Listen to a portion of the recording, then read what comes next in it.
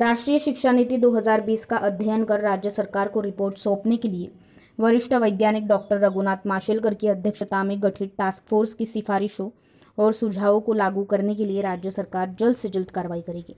मुख्यमंत्री उद्धव ठाकरे ने कहा कि शिक्षा के मामले में राज्य का सर्वांगीण विकास सुनिश्चित करने और इस क्षेत्र में प्रदेश को सबसे आगे रखने के लिए टास्क फोर्स की सिफारिशों के अनुरूप हर संभव कदम उठाए जाएंगे।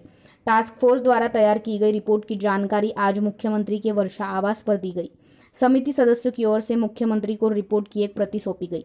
राज्य के उच्च और तकनीकी शिक्षा मंत्री उदय सामंत, खासदार संजय राउत, मुख्यमंत्री के अतिरिक्त मुख्य सचिव आशीष कुमार सिंह, प्रमुख सचिव विकास खड़गे, उच्च और तकनीकी शिक्षा के प्रमुख सचिव विकास चंद्र रस्तोगी, टास्क फोर्स के सदस्य और विश्वविद्यालय अनुदान आयोग के पूर्व अध्यक्ष के डॉक्टर सुखदेव थोराट आदि इस मीटिंग में मौजूद थे।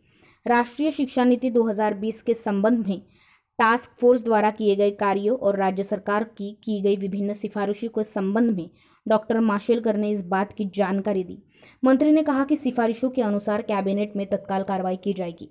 मुख्यमंत्री ठाकरे ने कहा कि ये मुद्दा बहुत महत्वपूर्ण और भविष्य के लिए जरूरी है। कोरोना काल में शिक्षा दुनिया का एक बहुत ही अहम हिस्सा बनी है। शिक्षा के बाद जीवन यापन करना भी उतना ही जरूरी है।